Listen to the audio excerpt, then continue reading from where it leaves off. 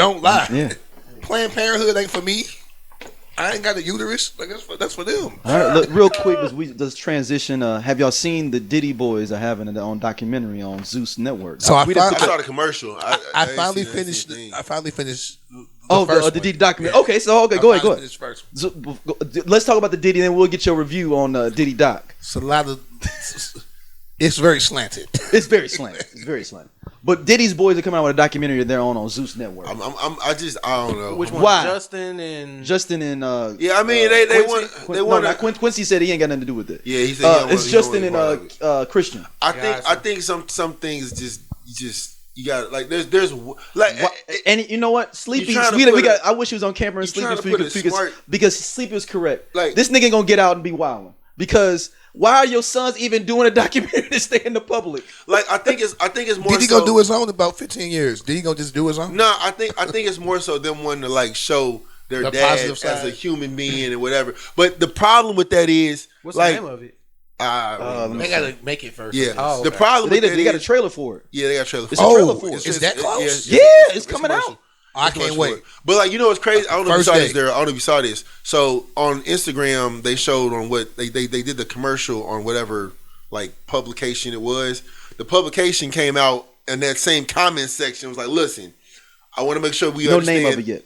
I want to make sure y'all understand this is not us like, you know, saying that we are pro, you know, Diddy for what he did. We believe that actions against that he did were right.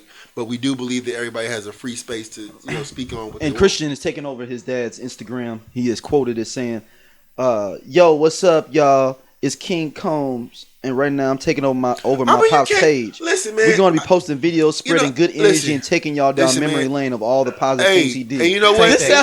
Come on, man. Listen, but at the same time, though, you can't blame Brother died. Diddy did a couple good things, man. Brother but I'm died. saying it's his man's father. He looked just like him. Yeah, but I'm saying, you see what I'm saying? Why can't y'all just fall back for a year and a half, 2 years, and go do nothing? Because of allegations. First of all, they tied to him. Sleepy is correct. He's gonna come out and do something at Madison Square Garden. Week 2 weeks. Y'all think I'm playing? When he gets out, Diddy is not going to be a recluse. He can't. That's not in his DNA. And it's not in his kids, obviously, either. Diddy is Diddy, like or Love or whatever his name is. Does he come back out to Sean Combs? Y'all thought Big Meech was going to sit down. I said no. He's getting new teeth and he's wearing Nike tags. But the thing about it is with Diddy's sons is that they damn daddies. One, like, they're tied into that whole thing. Like, if you've seen a documentary, there are some allegations that they are tied to, and it's kind of like I'd be like, okay, look, Daddy, I love you. We gonna keep it just, you know, on the phone. We ain't got to do a whole nother documentary. But at the same time, I can see like, yo, I want y'all to see the human side of our dad and da-da-da. But the problem with that is, like, nobody else saw that dad side because he was too busy doing the other stuff. Diddly. Yeah, man. So, I don't know.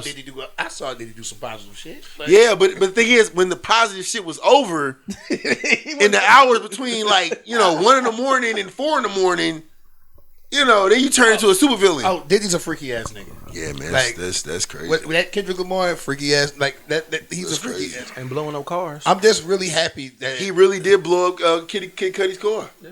There really was a shooting inside of a studio session that nobody got arrested for. Like, that documentary is real, dog. Like, and I ain't saying that, you know, I mean, obviously, don't fuck with 50 Cent. Like, I'm about to say 50 Cent played a lot of snippets and things out of context. Yep, they did. He did. Like,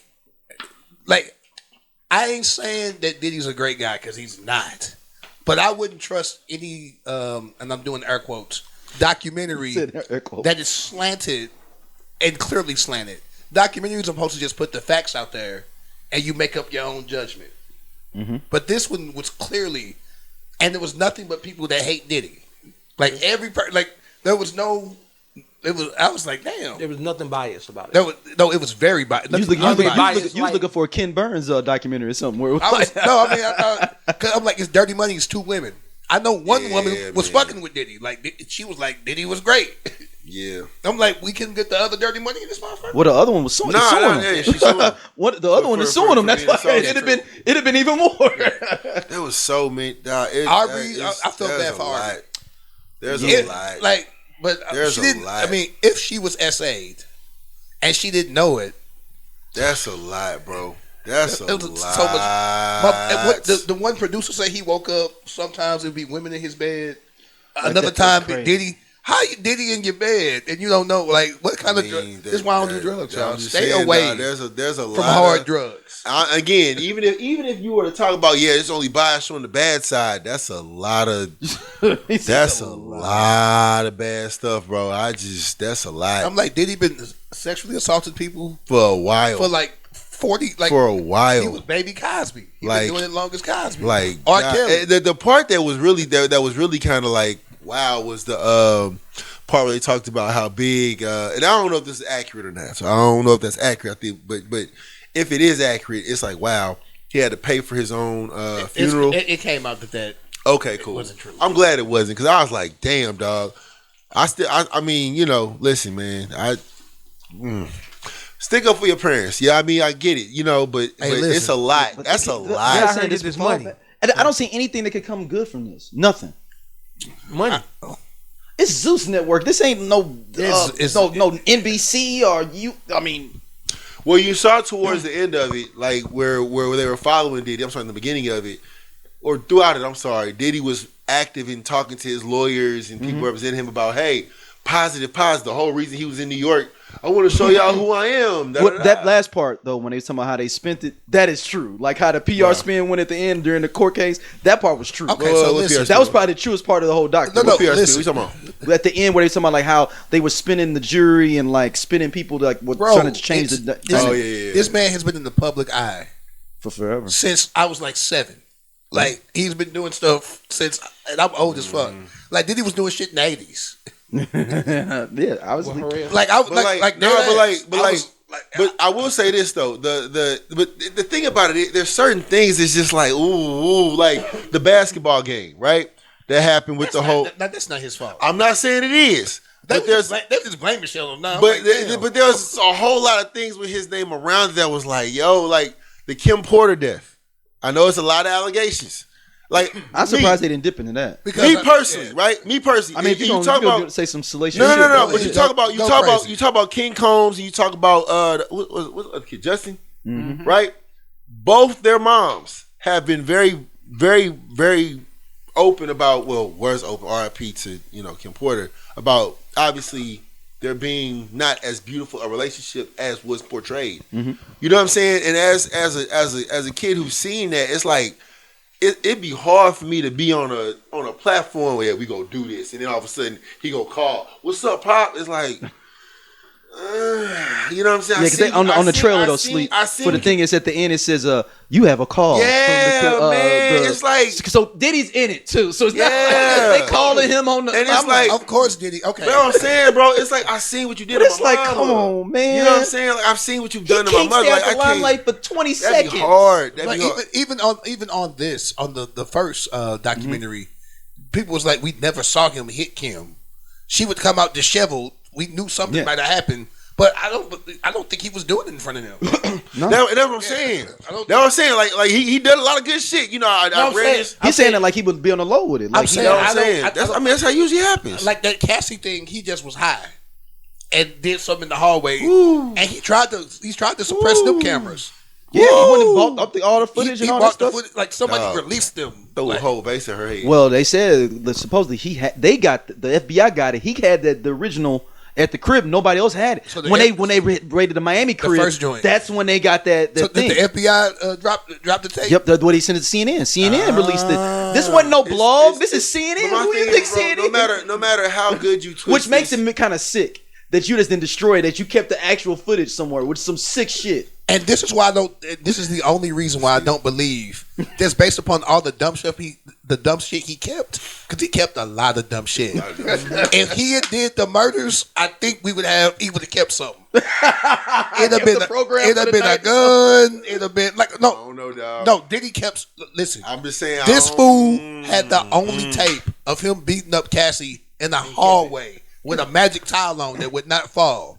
And he could have destroyed that and got rid of that. Magic time. And why he didn't? As soon as I got it, why'd you throw it in the trash immediately on the way to the car? That shit up and he had hidden cameras apparently all around his estate and recorded everything. And they have hundreds of hours of footage. He don't delete nothing. But the thing about it is when you take it to Tupac's death, it's almost like I said, y'all know I'm a Diddy hater. I've never said it. He had nothing. I just said he was a part of the. But like when you think about everything around Tupac and all this other stuff, whatever, for it to be simple enough that a hood nigga was like, oh, there you go, right there. Let's just hit a U-turn. But that's how life be sometimes. You know what I'm saying? That's like how life be. But like in my mind, I thought it was Suge Knight dealing with a contract, dealing with this. We gonna get the money. No. But it can't. There could be components of that because Keith Diddy was trying to cash in on the back. Since we already did it. But he was so casual. He was like he had already beat up Orlando. But it's one of them things of like, all right, his Orlando was his nephew. Man, hey man, if you rake up my leaves and everything for me, man, I'll throw you $100. But he just come by and he happened to be rolling by and just do it. He didn't call me first, let me know that he was going to rake the leaves up. You don't know what I got going on. I talked to you about that 6 months ago. You can at least call me before and be like, hey, I'm going to come by. He just rolled by and just raked my leaves and they called me and was like, hey, where that $100 It was just the way he quoted it. Keith D was just like, we were just riding, drinking, smoking, and then like, oh wait, there you go, right there. Well, no, they was trying to find him. They went to Club 626 they gave and up, everything to try to find him. They gave up looking for him. Yeah, they gave up. They gave up. That's crazy, dog. If he does not become a blood and fight dude at the casino, he probably doesn't die that night. I don't say he doesn't die, period, ever. But that night, he probably would have went home. He had no, like, Tupac is just, he's an enigma to me.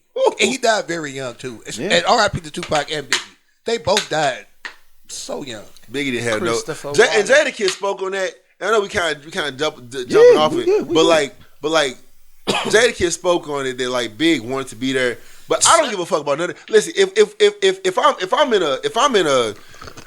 in the heat of a motherfucking real like beef. Now I know music shit like real like no niggas is trying to get me and we on and they don't like me on the south side. I'm not coming to do a podcast on the south side of St. Louis, nigga. We're gonna keep it on Zoom. I do think that was negligent. It's just too much. But we also have to remember, Big was like 27. No, 25. He's young, very young, and young people be feeling invincible. Yeah, I agree. Like you're saying this with a 40-year-old mind. Very young. I remember being like, we should not go to this party. We might get in the fight tonight, and us being like, fuck that, we going. Yep. Like I remember being that age. I should have never been on the east side. I was 25 me. That's why I said if I was rich, I'd probably have been dead. Because I know what the dumb stuff I was doing with no money. I was doing ridiculous things with no money that we had no business doing. Yeah. You too. Yeah. So how can we say Big? Yeah. He was like, I'm rich, I'm a millionaire, I'm going back to Cali. But I guess the thing is, I'll be like, well, your record label. But then I just had a thought that well, Puffy is the record label.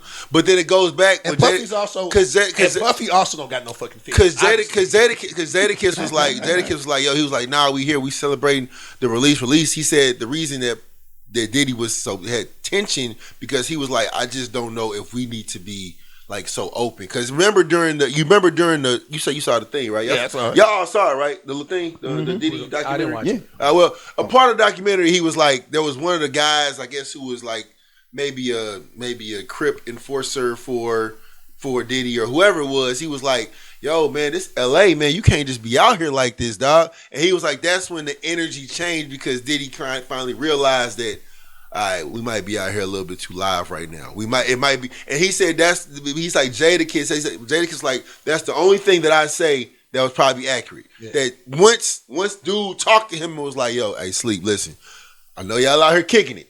But Southside St. Louis niggas is looking for y'all. I don't think y'all need to be in this motherfucking basement right now. You know what I'm saying? And be like, all right, we probably need to get the fuck out of here. But by then it's probably like, shit, we done popped all these bottles. Heard. You know what I'm saying? Big over here. He said big over here. Oh my God. I wish there's so many things I would change if I could go back and change that.